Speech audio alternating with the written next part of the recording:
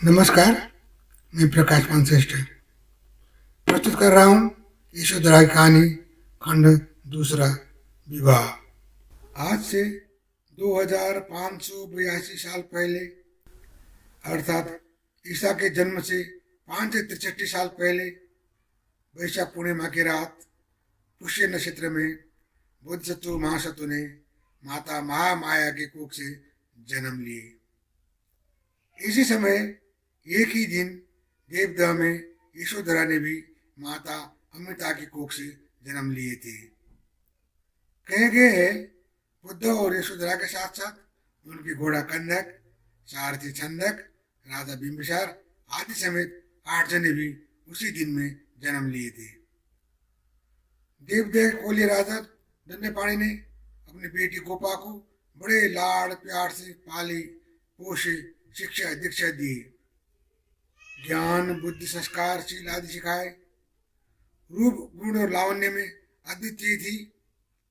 3 असंख्य महाकल्प तक पुण्य संभार और ज्ञान संभार करते रही। वे ऐसी हुई थी मानो बुद्ध बन जाने का प्रस्ताव को ठुकराकर देवी तारा ने लोक को पालन पोषण करने हेतु प्रकट हुए हो। कहते हैं दान शील शांति आदि 10 पारमिताओं को पूर्णता से पालन करते रहने पर एक चक्र पूरी होने पर शरीर में एक लक्षण दिखाई देता है। बुद्ध के 32 लक्षण और 80 अनुमंजना ऐसे ही बने थे। ऐसे में आप भी बुद्ध न बनकर औरों को बुद्ध बना देने वाली देवी ने कितने चक्र में ये पारमित संपन्न किए होंगे और उनके रूप का कैसी होगी, हम तो कल्पना ही कर सकते हैं। राजकुमार सर्वार्थ सिद्ध विवाह की उम्र के 16 साल के हो चुके थे। एक ही दिन में जन्मे किशोरी यशोधरा, जिसे गोपा भी कहते थे, वे और भी वनिता हो चुकी थी। पूनम के चांद में दाग होंगे पर गोपा बेदाग थी। चारों ओर से कन्यार्थी होकर आते थे।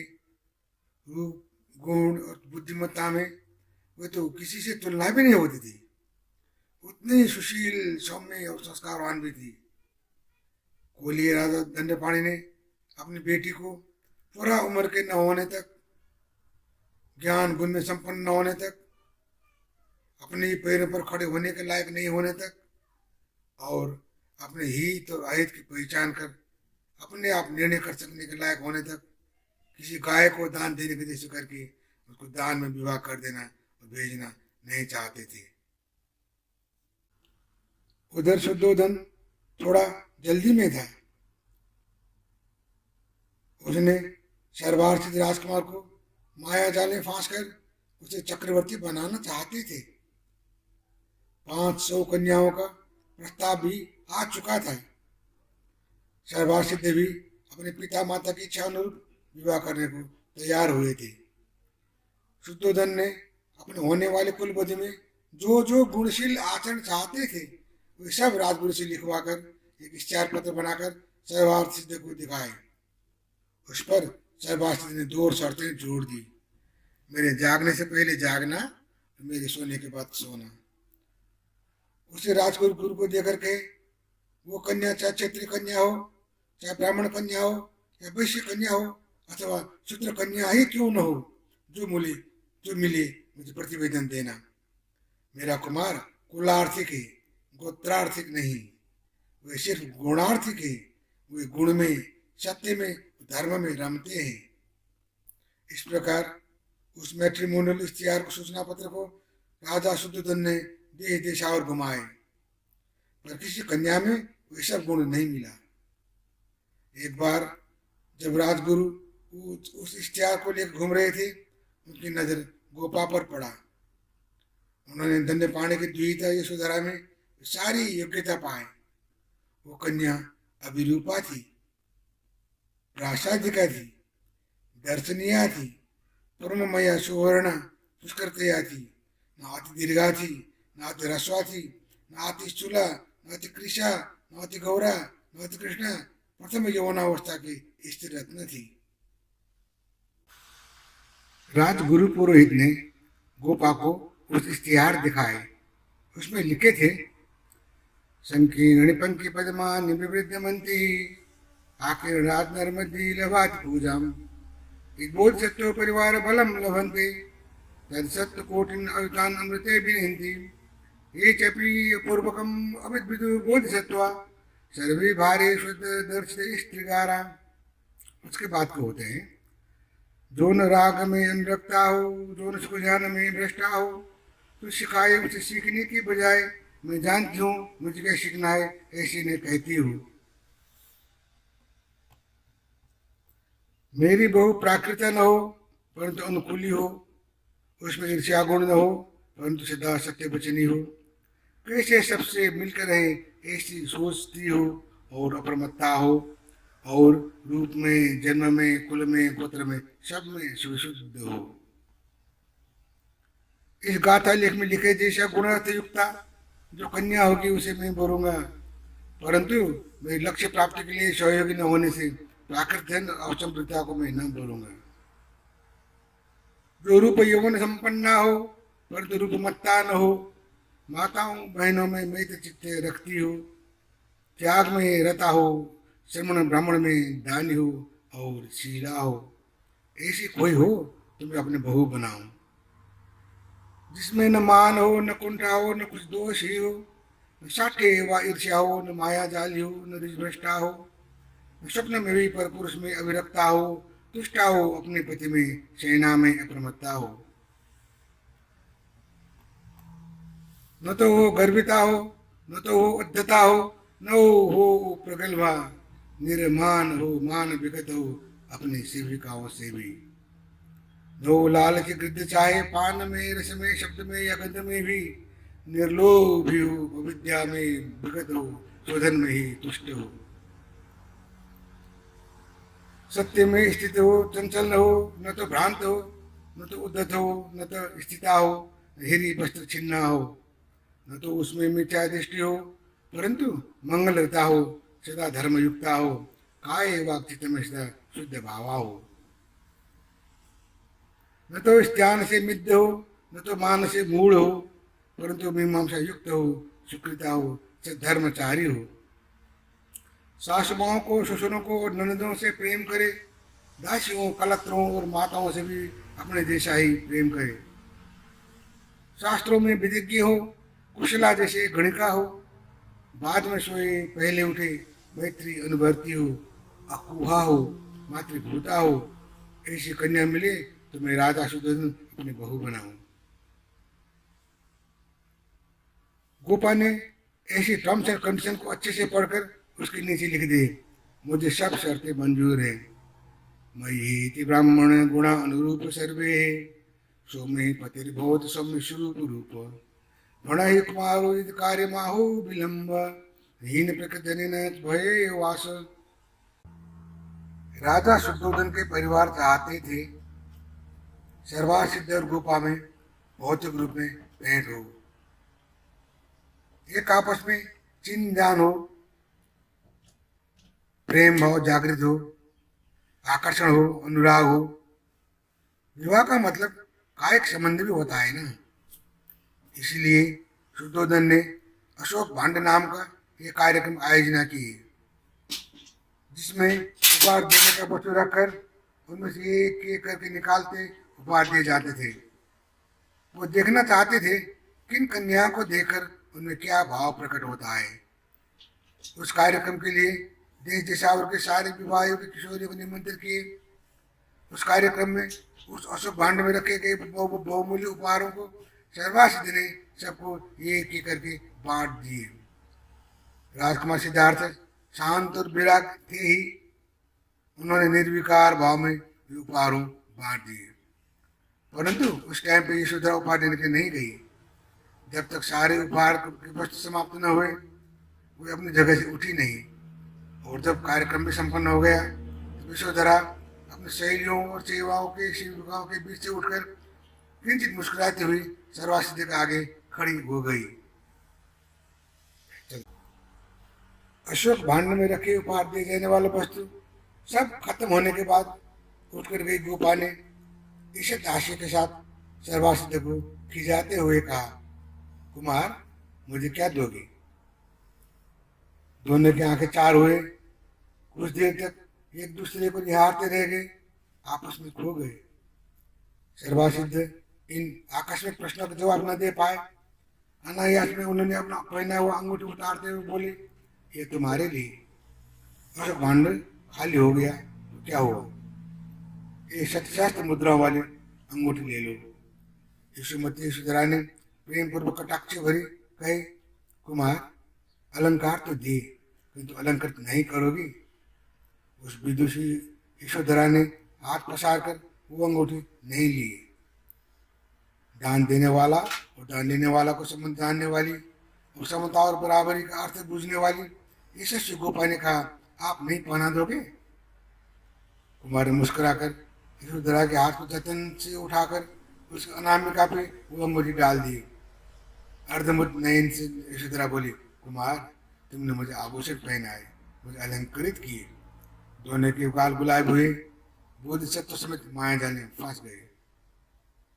शुद्धोधन ने देव के राजा दंडपाणि के समक्ष औपचारिक रूप में यशोधरा के हाथ मांगने के लिए दूध भेजे, परंतु दंडपाणि अपनी बिटिया गोपा के विवाह सर्वार्थ से कर देने को राजी नहीं हुए। दंडपाणि का कहना था, आर्य कुमार घर में सुख से पले बड़े हैं। हमारे कुल का धर्म में शिल्पज्ञ को कन्या दिए जाते हैं, अशिल्पज्ञ को नहीं। कुमार न शिल्पज्ञ है, नहीं अशी धनुष कलाप में या युद्ध या शालम्बन विधि में विज्ञ है। मैं कैसे उन्हें मेरी द्वित्र गोपा को दूं? अर्थात उन्हें जन्मजात राजकुमार होने के से ही काफी नहीं होता। शीत, विद्या, शस्त्र, शास्त्र, बल और बशर्ते सभी होना चाहिए। विवाह कुशल तो होना ही पड़ेगा। सीधे साधे बलादमी और ज्ञान होने से काम नहीं चलता। कल उसे साक्य कुल कपिल वसु गणराज्य के राजा बनना है। आके युद्ध कौशल के साथ साथ में दंडधार में होने वाले सारे गुण तो होना ही चाहिए, जो उसमें होता नहीं दिखता है। दंडपाणि ने इसको दराग देने से मना कर दिए, बाप नहीं बने। शुद्धोधन विकल बंद हो गए। राजा शुद्धोधन को बड़ा चोट लगा। वे गणराज्य के राजा थे। गणराज्य के राजा होने का मतलब राजा के बेटा ही राजा होगा, ऐसा तो कोई गारंटी नहीं रहता था। जनता ने चाहा तभी कोई राजा बन सकता था। वैसे भी नाते में मामा और मौसा दोनों पढ़ने वाले मान्यवर भी ऐसा कहते हैं, तो औरों को तो क्या क्या क्या कहते होंगे, क्या क्या सोचते होंगे। इसीलिए शुद्धोधन खिन्न थे। परंतु बेटा सिद्धार्थ ने अपने पिताजी को ढाढ़ा देते हुए बोले, पिताजी आप चिंतित मत होइए, मुझे लोग नहीं पहचानते, मैं अपनी योग्यता सिद्ध कर दूंगा।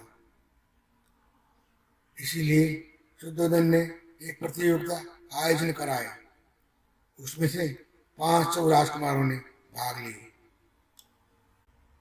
उस प्रतियोगिता में सर्वार्थ देने लिपि विद्या, गणित, खगोल लगायत के सारा विधा में, सारा ज्ञान विज्ञान में अपनी क्षमता अव्वल दिखाए। युद्ध कौशल खेल हो या शस्त्र अस्त्र, बल बुद्धि और मल्ल युद्ध, सिद्धार्थ ने सबको जीत लिया। दौड़ कूद में, घोड़चढ़ी में, रथादि में, जैसे ट्रैक एंड फील्ड में ही नहीं, नृत्य, वाद्य, हास्य, लास्य में और वेद वेदांग, षड्दर्शन आदि समेत में सारे के सारे सब में अव्वल हुए। और तो और पत्तल को सील कर जो उस टाइम पे बर्तन बनाए जाते थे, उसमें भी उन्होंने अपने कौशल दिखाए। धनुर्विद्या में संधान करके लक्ष्य भेद करने में उन्होंने दंडपाणि को भी हरा दिए। मल्ल युद्ध में सारे राजकुमारों को सबको एक साथ मात दे दिए। किसी की कल्पना के परे के बेशारदे प्रकट किए, सबको अचंभित किए, सबसे प्रशंसित हुए। तब जाकर अंत में दंडपाणि को यकीन हुआ, गोपा को ब्याह कर देने के हुए सहमत हो गए। उस प्रतियोगिता को देखने आए कोली परिवार और साकी परिवार सब प्रसन्न हुए। सब हर्षमान हुए। शाक्य कुल की स्त्रियों ने उनके एक हुजूम उधर जाकर अपने होने वाले वधु गोपा को उठाकर कमाल करते हुए अपने साथ इधर ले आए। इस तरह वहां उपस्थित हुए 84,000 स्त्रियों में उनके बीच में गोपा शोभायमान हो गई। गोपा ने भी दोनों कुल के महिला और पुरुष सभी मान्यजनों को अपने सिर नवा नवा कर अभिनंदन करे, प्रणाम किए। परंतु कुछ लोगों को ये उचित न लगा। शत्रु और मित्र सभी को होते हैं। दकियानुस और बिल्ली को बांधने वाला संस्कार भी सभी में रहते हैं। वे प्रकट हो गए। किसी ने कमेंट मारे, उद्गार किया, ऐसी निर्लज्ज चरित्रहीन और असंस्कारी पर लड़की कैसे हमारे कुल की बहू हो सकती है, जो सास ससुर के सामने भी पल्लू नहीं करती। ऐसे में अनेक लोग हाँ में हाँ मिलाने लगे। संस्कार वैसे से जाने अनजाने में आदर के वशीभूत होकर। हाँ, तो कुछ को मिर्च भी लगी होगी। कितनों को तो गोपा अपनी बहू बनाने का सोच रखे होंगे। देवदत्त ने तो बहुत पहले से ही गोपा को पाने के लिए गंदे पानी को मना रहे थे। वैसे तो गोपा ने अपने होने वाले सास ससुर को पूरी श्रद्धा और आदर से अवनत होकर दर्शन किए थे। हाँ, एक उन्होंने अपने सर नहीं ढके थे, आंचल के पल्लू को नहीं खींची थी।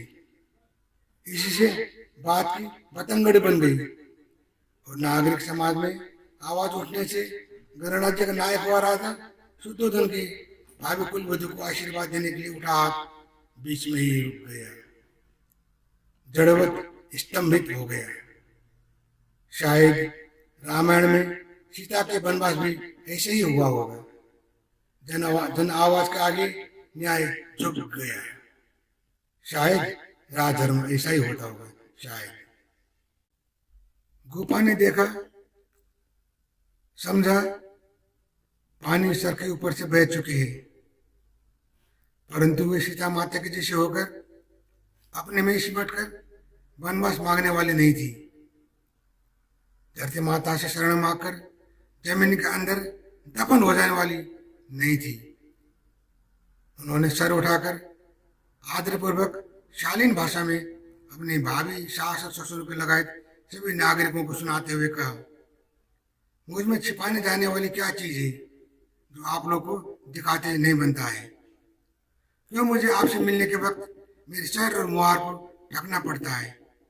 अगर मैं सत्य हूँ, मैंने कोई गलती नहीं की, मुझ में कोई खोट नहीं, अगर मैं ज्ञानी हूँ, अगर मैं गुणी हूँ, तो ऐसे बेकार संस्कार क्यों पालन करना चाहिए?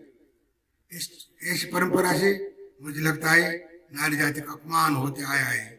हमारे बीच में अगर कुछ कुसंस्कार हो तो उसे हटा देना चाहिए।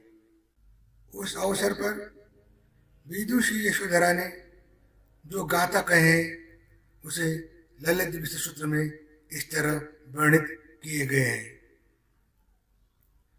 सब बैठे में से जो आर्य आसन से खड़े हुए के शोभा बनता है, ध्वजाग्र के मणि जैसे वही प्रभाशोध होता है।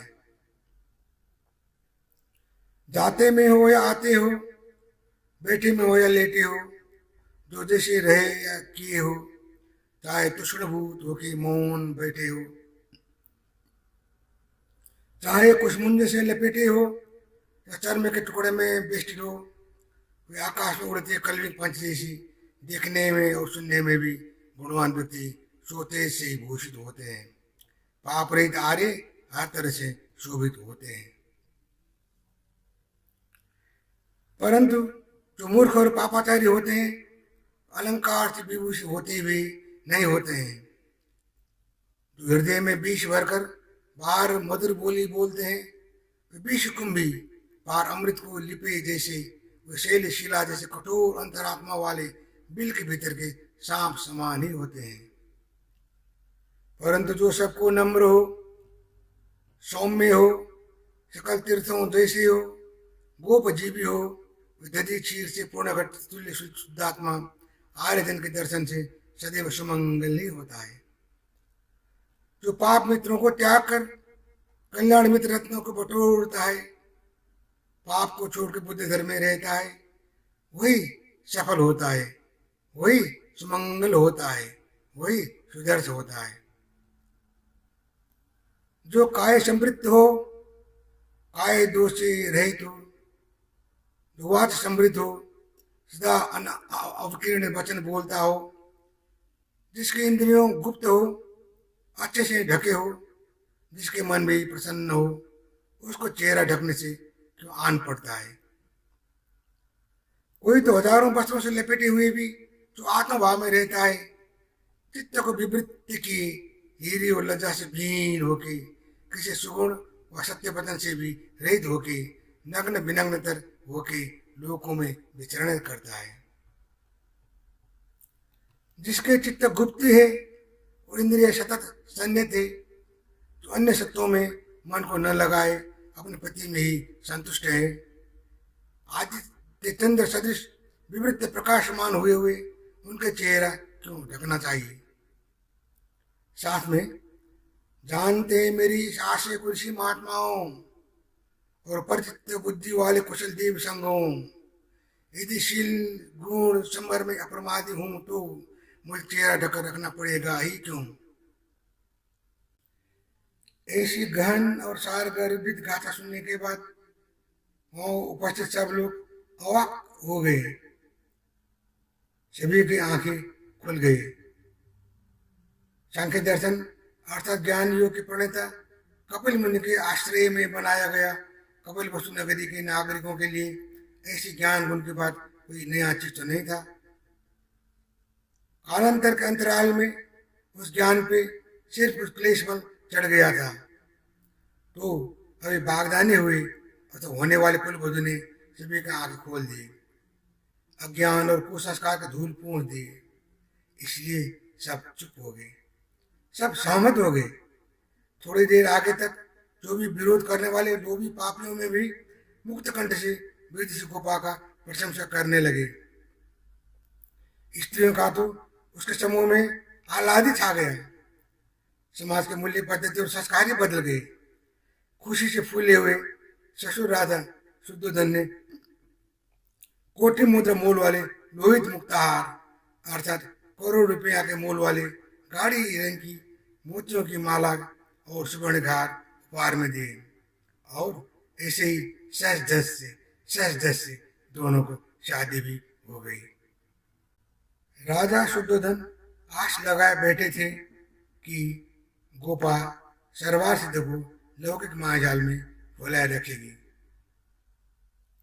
वे उन्हें सांसारिक बनाकर चक्रवर्ती राजा बनाने के सोच जगाए बैठे थे। तीनों मौसम जैसे ग्रीष्म, वर्षा और हेमंत काल के लिए 3 किस्म के अलग अलग महल बनाए दिए थे, जहाँ भोग विलास और सुख सुविधा के मामले में कुछ भी कमी नहीं होने दिए थे। यशोधरा भी अपने ससुर के चाहना के अनुरूप उन्हें एक तरफ अपने पति को सांसारिक बनाकर रखने की दायित्व निर्वाह करना था, और दूसरी तरफ जन्म जन्मांतर का संकल्प को भी निर्णय बंद तक पहुंचाना था। गोपा को मालूम था वे तो अपनी सहधर्मिणी को बुद्धत्व दिलाने के लिए आए हैं, किंतु वे धर्म मार्ग और कर्म मार्ग दोनों तरफ से कर्तव्य पालन में पूरी तरह से उत्तीर्ण होना चाहती थी। उन्हें मालूम था सर्वासिद्ध को अब कोई नहीं रोक सकता। बहुत किया तो कुछ समय के लिए उलझाया मात्र। फिर भी यशोधरा ने 16 साल की उम्र में ब्याह होने के बाद 29 साल की उम्र के गृहत्याग करने वक्त तक 13 वर्ष पर्यंत सांसारिक बंधन में बुद्ध को बुलाए रखे। इस तरह उन्होंने सांसारिक कुल धर्म को भी पालना करी। धन्यवाद। इसके साथ ही इस यशोधरा की कहानी का दूसरा खंड विवाह यही समाप्त होता है। आप तीसरी खंड और चौथे खंड के लिए इंतजार कीजिएगा। तब तक मुझे प्रकाशमान शशु को विदा दीजिए। धन्यवाद। नमस्कार।